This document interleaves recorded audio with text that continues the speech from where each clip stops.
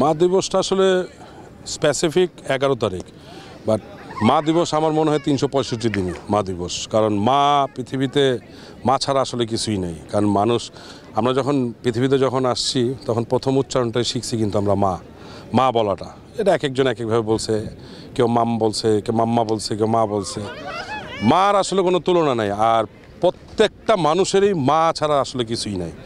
ভালো সম্পর্ক কি যে বললা না তুমি যে সম্পর্ক কেমন ভালো আপনার সবার সাথে সব সন্তানের মার সাথে তার সম্পর্ক ভালো থাকে।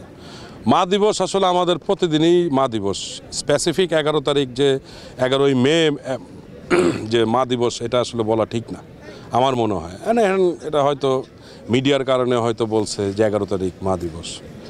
আর মা দিবস আসলে কী করবো আমি নিজেও বলতে পারি না। এখন বললাম যে আমার মাকে নিয়ে আমি ঘুরবো খাবো দাবো, এটা আমি আসলে ওইভাবে বলতে পারি না কী হবে।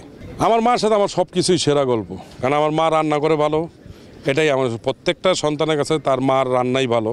তা আমার এইটাই সেরা, সব কিছুই সেরা। আমার মার কাছে স্পেসিফিক করে বলার কিছু নাই যে এটা সেরা, সবই সেরা। একটা জিনিস যদি জানতে চাই যে ভাবি আসার পরে প্রথম রিয়েকশন কেমন ছিল আন্টির? আমার মা তো মানে চাঁদ পেয়ে গেছে বলে না, আমার মা একদম চাঁদ সূর্য সবই পেয়ে গেছে। কারণ আমি বিয়ে করব এটা তো কেউ ভাবেই নাই, আমি নিজেও তো বুঝি নাই যে আমি বিয়ে করে ফেলবো। তো ওটা আলাদা রিয়াকশন, এটা তো আমি বলতে পারবো না, এটা তো ভাবি বলতে পারবে তোমার। কারণ তাদের সাথে তাদের কি এরকম সম্পর্ক তারা বলতে পারবে।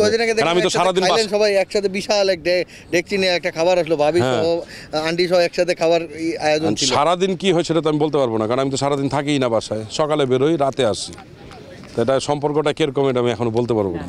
আমরা যেটা জানতে চাই আসলে ঘরটা তো এখন ভাবি সামলাচ্ছে, তো ভাবি যদি আসলে সবকিছু ঠিকভাবে না সামলায় আপনি তো বাইরে কাজ করে স্বস্তিতে থাকবেন। ঘর কিন্তু ভাবি সামলাচ্ছে না, আন্টি মা সামলাচ্ছে। ভাবিকে তো আমার বউ আসার আমার মাই বলছে যতদিন আমি বেঁচে আছি আমি কাজ করবো, অসুবিধা নেই।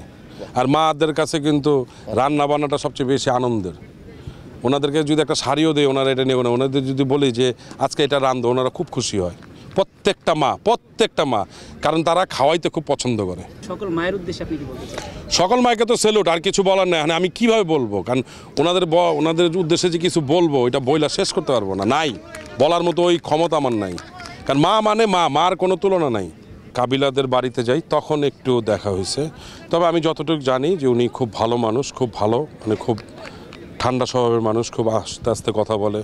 আমার সাথে যতদিন কথা হয়েছে ওই নোয়াখালীতে, এর আগে ওরকমভাবে আমার সাথে কাজ হয় নাই। তো উনি মারা গেছে, সবারই তো দুনিয়া ছেড়ে চলে যেতে হবে, সবাইকেই মানতে হবে। বেসিক্যালি উনি মারা যাওয়ার পরে আসলে যেই মারা যাক আমার মনে হয় দোয়া দুরুদ পড়া ছাড়া আর কোনো ইয়া নাই। আল্লাহ খোদার নাম, আমি এখন কান্নাকাটি করতেছি, কান্নাকাটি করে কিছু হবে না, দোয়া করতে হবে। উনিও একজনের মা, উনিও আমার মার বয়সী, দোয়া ছাড়া আর কিছু করার নাই।